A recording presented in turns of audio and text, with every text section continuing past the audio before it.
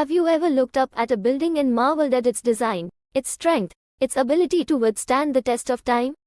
Well, behind that architectural wonder lies a framework of guidelines that ensure every brick, every beam, and every bolt is where it should be. Today, let's dive into something that might sound a bit dry at first but is absolutely crucial for the safety and reliability of our structures: the Indian Standard Codes of Practice, or IS codes. Now, you might be wondering, what exactly are these IS codes? Think of them as the rulebook for civil engineering in India. Developed by the Bureau of Indian Standards, these codes serve as comprehensive guidelines for engineers, architects, and builders. They're designed to ensure that our buildings are not just aesthetically pleasing but also safe, reliable, and efficient. Imagine trying to bake a cake without a recipe. Chaos, right? That's what construction would be like without these codes. Let's start with one of the most significant codes, IS 456, which is all about plain and reinforced concrete. This code is like the backbone of concrete construction. It outlines everything from structural design to material properties, ensuring that the concrete we use is durable and strong enough to handle the loads it will face. It even dives into mixed design and quality control, which means that every batch of concrete is crafted with care, ensuring that it meets the necessary standards. Speaking of loads, have you ever thought about the various forces acting on a building? That's where IS 875 comes into play. This code details the different types of loads buildings must withstand: dead loads, which are permanent, and live loads, which are temporary and variable. It even includes guidelines for wind and snow loads. Picture a house standing tall against a fierce storm. It's the result of meticulous planning and adherence to these codes. Now, let's talk about something that's particularly relevant in a country like India, which is prone to earthquakes. IS 1893 focuses on earthquake-resistant design, classifying different seismic zones in the country and providing guidelines to help structures withstand those unpredictable forces. This code is vital because it helps ensure that our buildings don't just look good but can also protect lives when the ground shakes beneath us. But we can't stop there. We need to ensure that those structures are detailed correctly to handle seismic forces.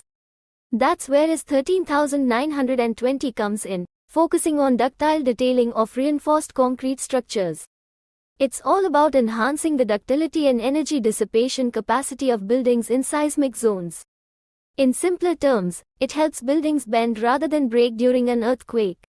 Imagine a tree swaying in the wind. It bends but doesn't snap. That's the kind of resilience we want in our buildings.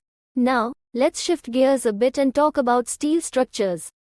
IS 800 is the go-to code for the design, fabrication, and erection of steel constructions. Steel is a popular choice for its strength and versatility, but it also comes with its own set of challenges. This code provides guidelines to ensure that steel structures are safe and reliable, covering everything from structural design to load calculations. And what about pre-stressed concrete? IS 1343 governs the use of pre-stressed concrete in construction, ensuring that these members are designed for strength and durability. It's fascinating how engineering evolves, and this code is a testament to that evolution, allowing for more innovative designs while maintaining safety. Water tanks and storage structures also have their own set of challenges. IS 3370 outlines the design and construction of concrete structures used for storing liquids. It emphasizes not only structural safety but also watertightness, because, let's face it, no one wants a leaky water tank. When it comes to the foundation of a building, IS 1904 is the code to consider. It provides guidelines based on soil types, ensuring that every structure has a solid footing. This is crucial because a strong foundation is literally what keeps a building standing. Then there's IS 4031, which is all about the physical testing of hydraulic cement. Quality control during construction is paramount, and this code ensures that the cement we use meets the necessary standards for fineness, setting time, strength, and soundness. Now, if you are involved in any construction project, you know how crucial it is to measure everything accurately. IS 1200 governs the measurement standards for building works, ensuring uniformity in estimating costs and preparing bills of quantities. This is essential for keeping projects on budget and on schedule. And let's not forget about the National Building Code, or NBC. This comprehensive set of guidelines covers nearly every aspect of building construction in India. From safety to fire safety, electrical installations to plumbing, the NBC serves as an overarching guide for civil engineering projects. Why are these codes so important? They ensure safety, guarantee quality, and ensure regulatory compliance. Following these codes means that buildings are safe for their intended use and can withstand various forces, whether it's the weight of the structure itself or the forces of nature. It's also worth noting that these codes are not static. They are periodically updated to reflect advances in technology, materials, and environmental considerations.